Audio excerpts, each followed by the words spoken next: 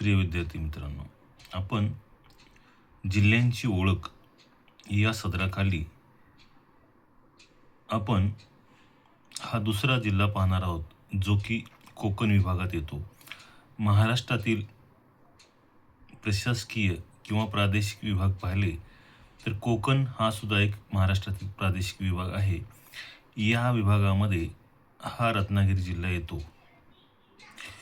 हा जिल्हा किंवा या जिल्ह्याची आपण जर ओळख पाहत असू, प्रथमतः या ठिकाणी फक्त शैक्षणिक एज्युकेशन पर्पजसाठी आपण ही माहिती या ठिकाणी देत आहोत, जेणेकरून जिल्ह्याची ओळख होईल. नॉट टू स्केल म्हणजेच फक्त आणि फक्त शैक्षणिक वापरासाठी सदर माहिती आपण या ठिकाणी देत आहोत, जे की ज्यांना उपयुक्त पडेल.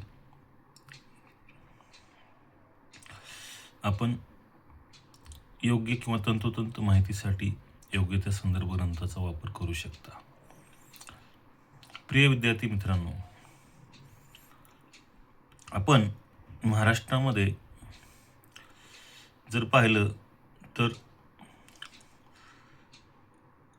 काही जिल्हे हे किंवा कोकण विभागातील जिल्हे हे किनारपट्टीला लागून आहेत. यामध्ये आपण रायगड जिल्हा पाहिला किंवा रायगड जिल्हा असेल, रत्नागिरी जिल्हा असेल, सिंधुदुर्ग जिल्हा असेल, हे किनारपट्टीला लागून असणारे जिल्हे आहेत, जेणे की भविष्यामध्ये या ठिकाणी अनेक पर्यटनाच्या आपणास संधी या ठिकाणी उपलब्ध असतील.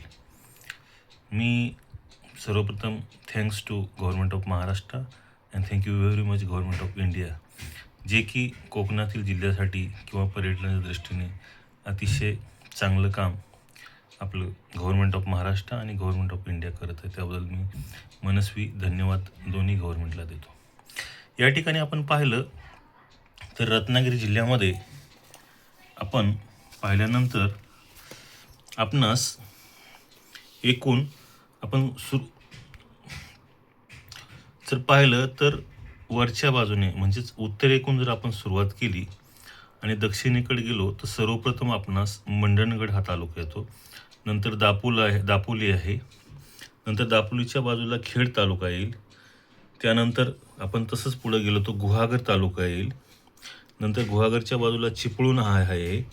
चिपळूणच्या आपण पुढे गेलो, खाली गेलो तर जे की जिल्हा मुख्यालय रत्नागिरी आहे आणि तसेच रत्नागिरीसुद्धा एक तालुकासुद्धा आहे. रत्नागिरीच्या बाजूला पाहिलं तर देवरुख हा तालुका आहे. नंतर आपण खाली गेलो तर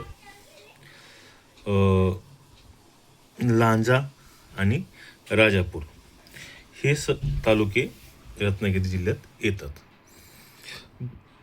आता आपण सर्वप्रथम जर जिल्ह्याच्या सीमा पाहिल्या तर रत्नागिरीच्या उत्तर दिशेला रायगड जिल्ह्याची सीमा आहे. तसेच